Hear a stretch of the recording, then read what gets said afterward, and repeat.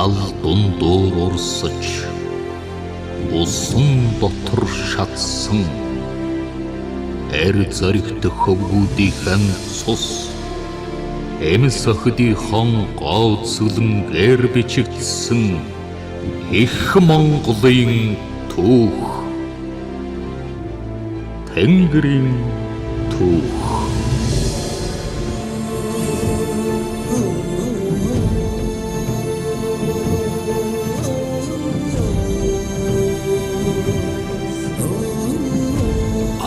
Алтан цадик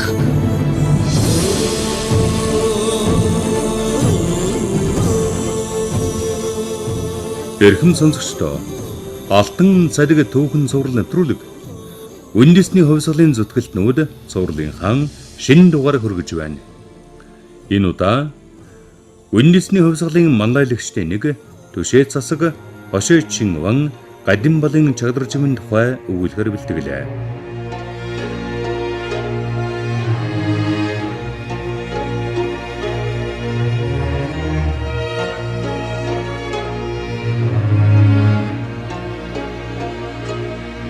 Монголын тусгаар тогтнолд онцгой үүрэг гүйцэтгэсэн хүмүүсийн нэг бол Түшээдхэн аймгийн говь Түшээдэг үний хошууны ноён Гадимбалын Чагдаржив юм а.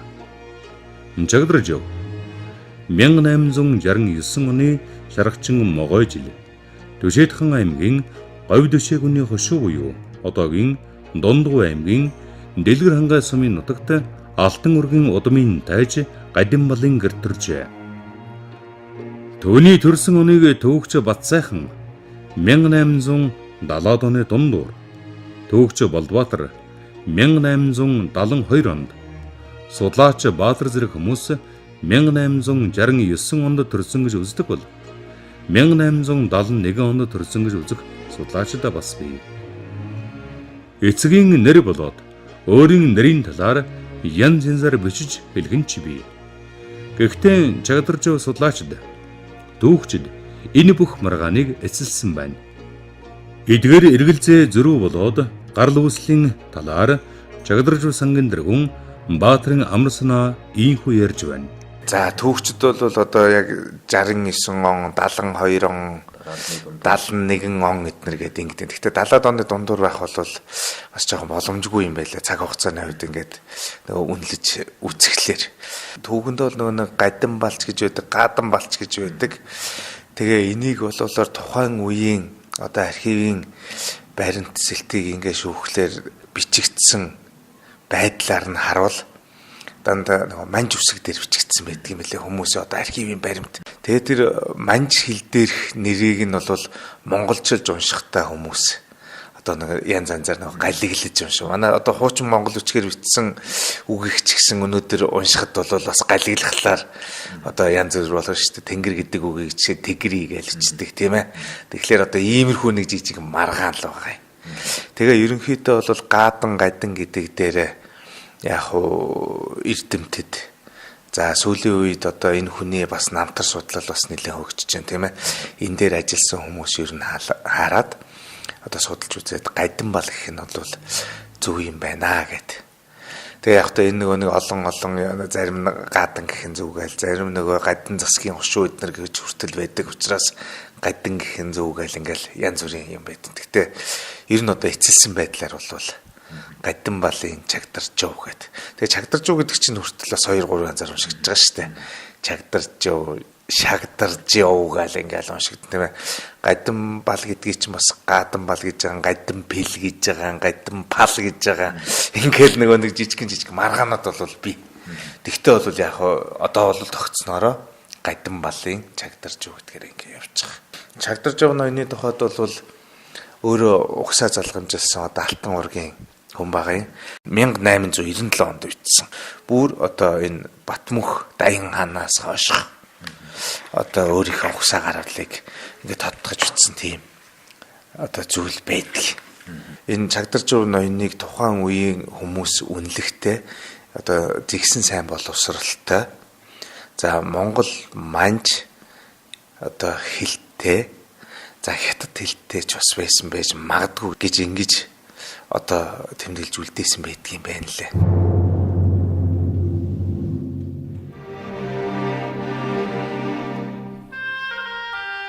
Бадаргуул төрийн 21-р он буюу 1885 онд Хошуу ноён Гадимбал нас барахад 1896 онд хөвгүн дэд зэрэг тайж Чагдаржавыг Хошуу ноён болохоор мэдүүлж улмаар угсаа залгамжилсан засаг дүшээ буюу Хошууны ноён болгожээ. Залуу ноён 1900 онд халахын Томоохон аймгийн нэг Түшээдхэн аймгийн чуулганы дэд даргуулж улсын хэрэгт эрдэм боловсрол зан суртахуун араан үлгэр үзүүлж байсан учраас 1909 онд чуулганы ерөнхий дарга болсон байна.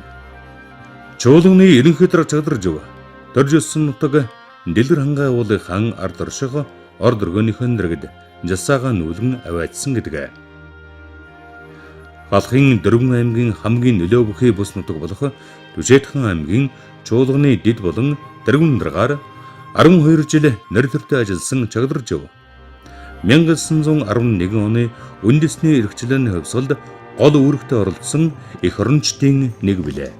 Одоо 1911 оны 100 одоо тэр нүхт тэгээ нөгөө төр хурахын ам эднэрт болсон одоо наадмууд байгаа юм. За тэгээд эн чинь нөгөө нэг наадмын нэрийн дор цуглахгүй болвол нөгөө манжийн төрийн бас одоо матаас янз бүрийн хүмүүсийн одоо хов хараа хяналт юмн дор байдаг учраас тэр ойрхон 2 3 тийм наадам хийсэн юм бэл.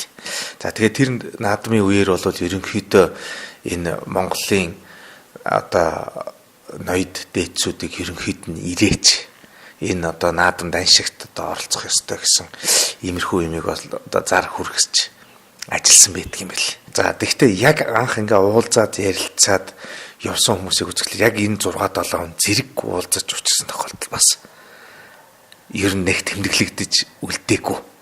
Яг ингээ зэрэг сууж байгаа ийм юм ярьсан хөрсөн тухай би зүгээр үзээгүй яг энэ түүхчд бол нарийн ширээнийг бас мэдчихэж магадгүй.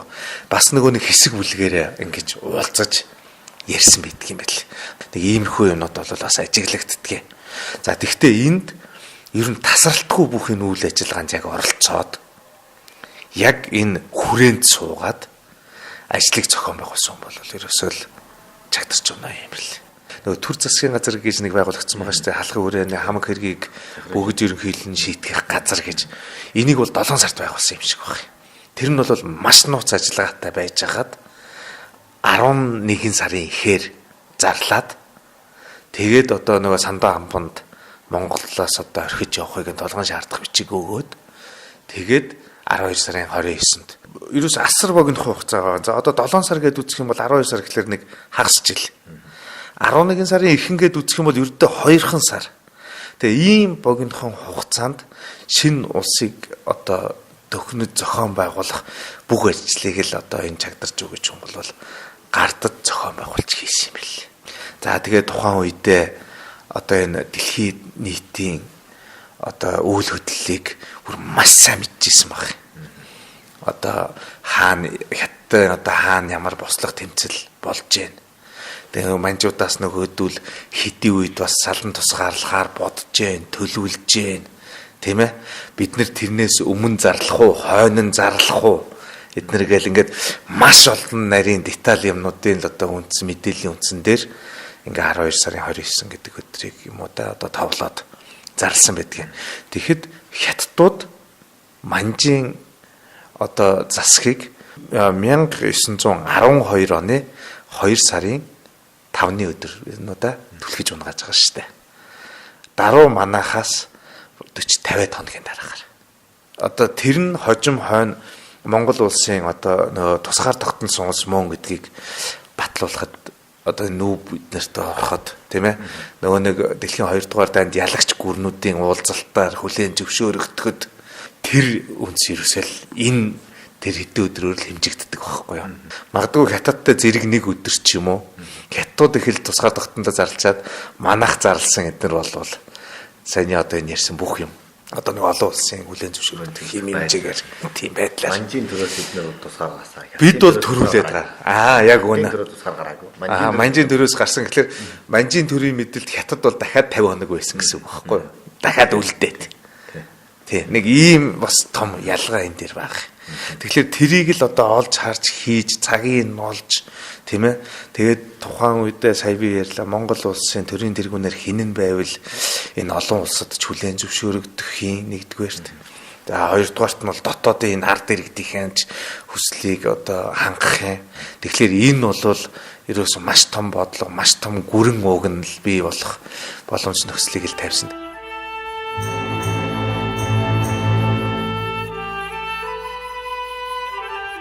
Богд хаантай Монгол улсыг тунхагласны дараа Монголын анхны төрөл засгийн газрын тэргүүнээр ажиллаж байсан Чагдржавд Богд хааны зарилгаар үе улрах түшээт цол тэрийн жин ван хэргэм олбор шар жолоо шагнаж тэрийн яамдаг байгууллагад шадар сайд бүгдийг захирах сайд сангийн хам хэргийг бүгд захиран шийтгэгч тэргүүн сайдад тоон томилжээ. Мөн Богд хааны зарилгаар 1913 онд Чин Ван 1915 онд Хошоо Чин Ван хэргэм хүртээжээ.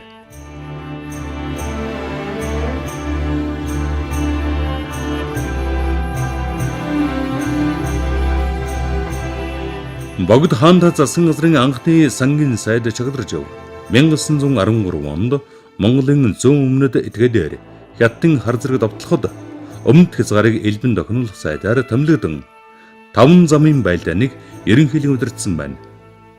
Чагдржав сангийн тэргүүн амарсана. Тэгтээ одоо ингээд түүх юмнуудыг харахаар тухайн үед Монголын одоо зэвсэгт хүчин гэж ярих юм уу? Тийм ээ. Одоо энэ чөлөөлөх байлдаанд оролцох гэж байгаа явж байгаа монголчуудын тоо ерөөсө 6,000 гэж байгаа шүү дээ. Тэгээд ингээд замдаа чиглэлдээ ингээд одоо хүрээнээс юм уу даалгавар аваад ингээд чиглэлдээ явахдаа замдаа цэргүүд нөгөө монгол цэргүүд илсүүлээд ингээд яваад тэрийг нөгөө нэг Оросоос авсан зэвсгээр хангаад ингээд явсан гэл. Ер нь бол өөр Монголыг бүрэн чөлөөлсөн гэж байгаа шүү. Даатун орсон гэдэг ийм зүгээр аман яриа байдгийн. Одоо энэ Чагдрж байна нэг. Даатун ч бол Бээжингээс 100 км шүү дээ. Энд очисон гэж яхаа яриа. Тэгээд энэ бол ганцхан Чагдрж ноён биш. Тухайн үед одоо их цэргийн тодорсон бас жанжтууд гарч илаа. Одоо Хатанбаатар Магсаржуу гэдэг хүн чинь энэ дайнд явж тодорж илаа. Манлайбаатар Дамдын сүрэн гэдэг чинь одоо энд явж тодорж илаа. За тэгээд нөгөө хоёр нь бавуужув байгаа тийм ээ. За бас нэг онцлог нь болохоор яамдын сайд нар дотроос энэ цэрэг удирдаад энэ одоо 5 замын байлдаанд оролцсон цорын ганц хүн нь энэ Чагдрж байна юм байдаг.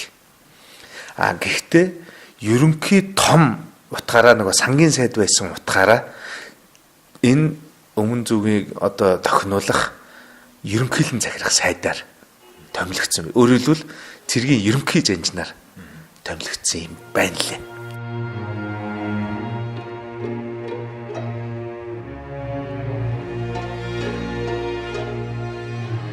Хүрээнд дэх Орсын консул Юба Богд хаантай хамгийн ойрн сайнын намнан сүрэн түшээ таны чуулган Чагдрж яв. Шанс добын туслах лам зарим чимэд нар юм. Эдэл Монголын төлөөлөгчдийг Орос дэлгээх шийдвэр гаргаж улмаар Монголд эргэл гаргахад нөлөөлсөн гэж хаанд Орос улсын засгийн газарт илгээсэн нэгэн тайландаан дурдсан байна. Үнэхээр ч Богд хаанд хамгийн ойр дотны хүмүүсийн нэг нь Чагдрж байжээ. Тийм ч учраас итгэл өгч хамгийн чухал үйл хэргийн гүйцэтгүүлдэг байсан байна. Энэ нь Богд хааны дараах зарилгаар батлагдана. Энэ 1913 оны 10 сарын 23-ны өдөр Богд хааны зарилэг баг. Тухайн үед бол олон өргөцсөний 3 дугаар оны намрын сүүл сарын 23 гэж байгаа. Тэгээд энэ дээр юу гэж байгаа юм гэхээр Чингис хааны бие сүлд тугийг нийслэл хүрээнээ залж ирүүлэхийг энэ баруун өмнө хязгаарын цэргийн хэргийг бүгд захирч олон монголчуудыг элбэн тохиолох сайд Түшээт Жунван тушаасан Богд хааны зарилэг гэж. Энэ Түшээт Жунван гэдэг нь Чагдрж байна гэж хэлж байгаа. Өөрөөр хэлбэл улс үндэстнээ нэгтгэх ийм сайд нөгөө цэргийн ерөнхий бүгд хэргийг захир гэж байна шүү дээ. Ерөнхий жанжин байсан гэдэг нь энэгээр энэ тушаалаар ингээд нотлогдож байгаа юм. За тэгээ хоёрдугаарт нь болохоор Чингис хааны бие сүлд тугийг нийслэл хүрээнд залж ирүүл гэж байгаа шүү. Тэгээ энэ ямар учир явдалтай юм бэ гэхлээр Энэ одоогийн энэ Ордос нутгийн засаг ноён нь энэ Чагдар Сэрэн гэж хүн баг. Энэ Чагдар Сэрэн гэдэг хүнээс Богд хаанд бичсэн захиа нь энэ аахгүй юу? Тэр хүнээс бичсэн захиа. Тэгээд энэ дээр зүгээр одоо би гол нэг шалтгааныг нь уншиж яах гэж байгаа юм л да. Эцэг ван гэрийн хүмүүсийн хамт зүгтэн гараад мөн ордсын хужирт сүмийн газраа ирж хорогдон суусан дараа хужирт сүм одоо бид бүгд сонсдог тийм ээ. Дараа бас тэдгээр бүлгэлсэн ардууд зэвсэгтээ ирж манай эцгийг алмуу хэмээн буудсан суманд гизэг нь оногдсон боловч арай би эрстэж алагдсангүй нэгэн удаа ам гарт суун бүхэд эцэг хөвгүүд бид нар Чингисийн бие сүлд тугийг авч амар талбун газар залаад нийслэл хүрээнээ хурч ирлээ гэж байгаа юм л да. Одоо зүгээр маш ойлгомжтой хэлэхэд бол энэ Ордос ч нөгөө хятад хэлтэй ойрхон учраас тэнд байж байгаа энэ хотоос цугласан энэ хятад зэргүүд цуглаад энэ Ордсыг тонон дээрэмдэж байна. Энэ тонон дээрэмдэхт нь нэгэнт санаа оруулсан муу ардууд гэж байгаа. Одоо Монгол хүмүүс дотор ч муу монголчууд бас байна. Тэд нар өөрөөр хэлбэл энд ийм алт мөнгө байгаа. Тэнд одоо Чингис хааны туг байна. Энд гутал нь байна гэдэг одоо ингээл одоо тэнд тим юм байгаа. Энд манай ноёны хөрөнгө байгаа гэл ингээ заах юм биз дээ. Тэгээ хамт тоноод нөгөө юмыг дээрэмдэх гээд байсан учраас тэгээ бүр хоорондоо тулалдсан ба штэ. Тийм хоорондоо буудалцсан байгаа. Тэгээд нөгөө Чингис хааны тугийг аваад далд газар амар талбун газар залаад гэж байгаа. Өөрөөр хэлбэл нуучаад ирлээ. Тэгээ тэнд байх юм бол алагдчих гээд байгаа учраас ингээ Богд хааны ивэл дор ирж байна гэсэн ийм санаа байгаа. Тэгээд энэ ингээ цаашаа уншихлаар Чингисийн биед сүлд туг бол бас Ордсын нутагт тахилж он удсан Богд хувилгааны суурин болох тул шуул чидэлжүүлэн хөдөлгөж болох эсхийг зарилгыг гун айлтхан тогтоолохоос зохимоо хэмээн зөвлөн ирлээ гэж байгаа. Тэгээд Богд хааны зарилга нь Чагдар Сэрэнгийн тухай гуйсан ёсоор болгох тугийг авцраа. Чингис хааны бие сүлд тугийг аль сайн сайхнаар залж ирүүлэхийг Чагдарж байгаа нарт тушаагтун гэж. Энэ бас одоо түүхэн баримт юм уу?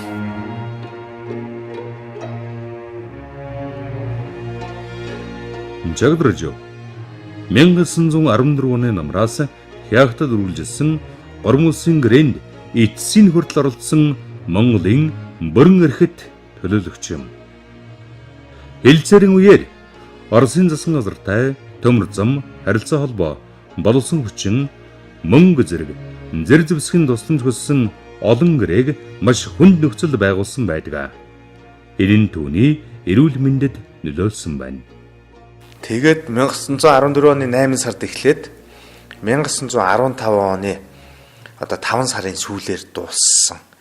Түүхэнд хамгийн удаан үргэлжилсэн хэлцээр гэж ингэж тэмдэглэгддэг юм байл. За энэ хэлцээрт бүр яг анхны өдрөөс нь сүүлчийн өдөр хүртэл гарын үсэг зурх хүртлээр суусан нэг л юм баг. Одоо яг энэ хэлцээр энэ Чагдарч байна. Тэгээ яг уу энэ хэлцээрт бол нөгөө нэг Монголоос олон бас мундаг төрийн хүмүүс, цэргийн хүмүүс, Монголоо гэсэн сэтгэлтэй хүмүүс оролцдог.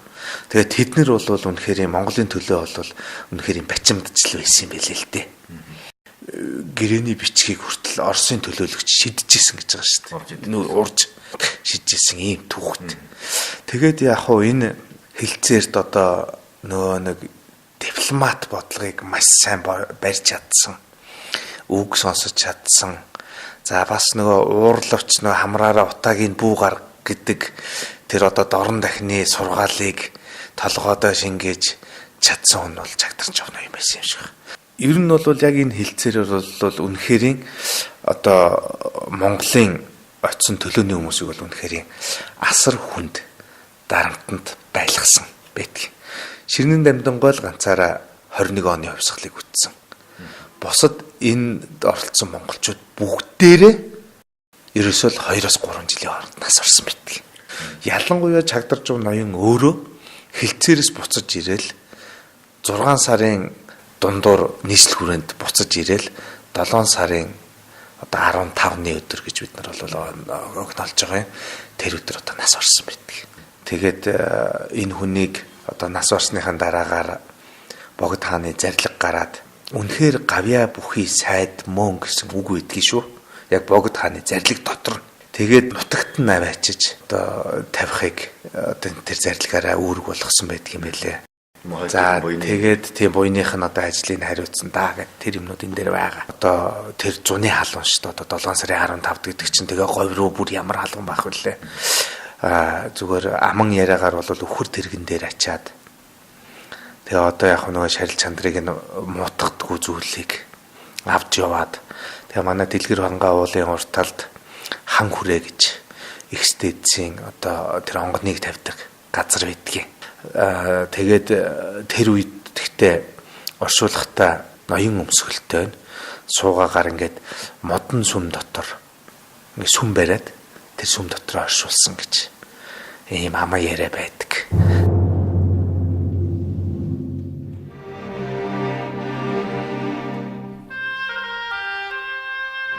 Төшөөтэй засаг хошоо Чингван Гадимбалын жагдар живийг угсаа гарлаар нь алтан өргөн удам үндэсний эрхчлөөний хувьсгалыг эхлүүлсэн үйл хэргээр нь Монгол төрийн түшээ 5 замын байлдааныг ерөнхийдөө өдөрснаар нь зэргийн их бодлоготон хяахтын 3 улсын хэлцээрт эхнээс нь эцсийн хүртэл оролцсноор нь дипломатчж өнөөдөр дүүгчд судлаачд үнэлдэг.